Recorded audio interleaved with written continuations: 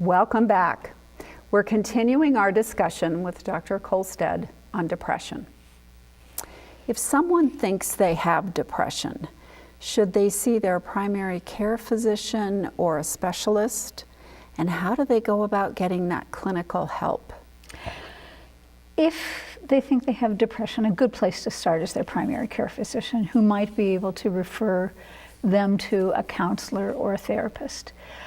There is a website to find local therapists, and you can find them in any town. It's called psychologytoday.com. And the therapists it's an advertising spot for therapists. And it has them describe their specialty and the kind of work that they do, and the insurance is accepted. So it's a good way to look through a grouping of a local group of therapists and pick one that they find helpful. So I'd say either the primary care doc or going to psychologytoday.com, or asking a friend who's in therapy who they would recommend, and seeing if you can get in. How does alcohol impact those who have depression? You know, I'm glad you asked that, because it's a bit confusing. People have heard that alcohol is a depressant. It doesn't mean that it creates depression. What it means is that it depresses the cortex, the lining of the brain that is responsible for inhibition and judgment. And so it depresses that, it slows down the central nervous system and depresses that, and so it can create impulsive actions. It can bring to the surface feelings that had not been recognized or acknowledged, like rage, like jealousy, like paranoia. And so it can make a depression much worse, because the individual acts out and then feels regret. People often use alcohol because it lowers anxiety. And so they're using it as a way to engage with others without the anxiety. So it's a coping mechanism that can go awry. Does smoking impact depression? Smoking is the same thing. Smoking has actually a mild antidepressant and anti-anxiety component in it. And so it feels like it alleviates the depression initially, but what happens is that the individual has less energy after smoking, may be impaired in their breathing and ability to exercise. And so the very things that you want somebody who's depressed to do, to be active, to engage with others, actually are inhibited by smoking. So it starts out as a coping mechanism, but it really ends up making the individual feel worse. If someone had depression in the past and it resolved, can it relapse? Yes, it's likely to relapse, actually. So the individual needs to watch out. An individual who has been depressed really never wants to go back there again. And so sometimes the initial signs of depression can lead them to feel very anxious, and that makes the depression come on more quickly. So it's important to know the warning signs and to get help quickly. So outside of getting clinical help, what are some things people can do to cope with their depression? The things that help are the things that a depressed person typically doesn't want to do, which are get exercise, start moving, meditate. Meditation is very helpful for depression because it focuses on the here and now, as opposed to ruminating about the past or worrying about the future. Try to just start moving.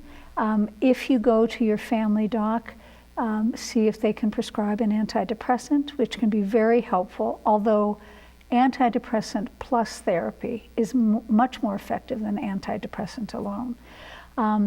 You may need to get a referral for a psychiatrist if you've been on an antidepressant that hasn't been helpful. Let's talk about the professional treatment then. So when someone goes to a professional seeking treatment, what does that typically entail? If the individual is going to a therapist, what it typically entails is talking, much like you and I are talking. And the therapist wants to know about the history of the depression and about how that individual came to feel that way, and sometimes their past.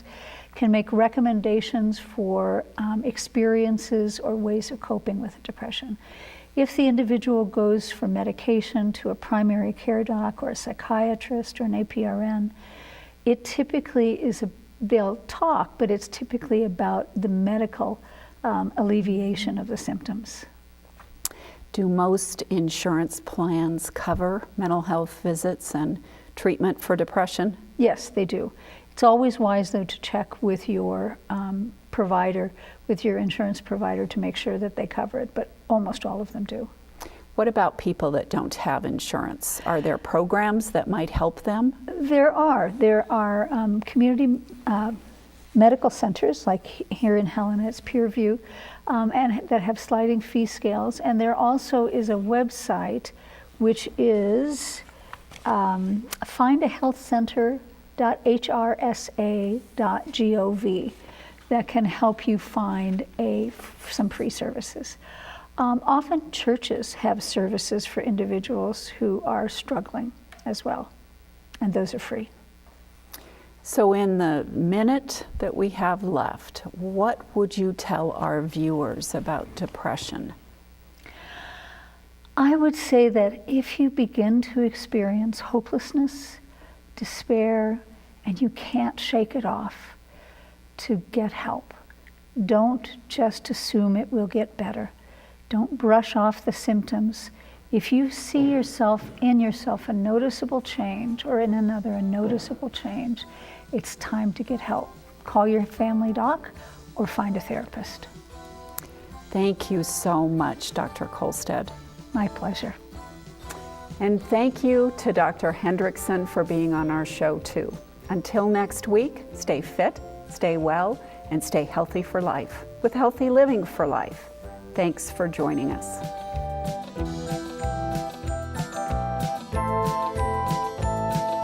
Healthy Living for Life is brought to you by Mountain Pacific Quality Health.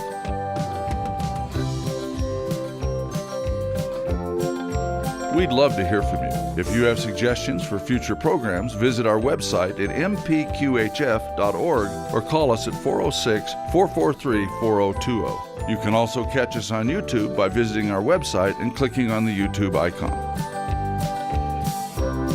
Special thanks to Fire Tower Coffee House and Roasters. Production facilities provided by Video Express Productions.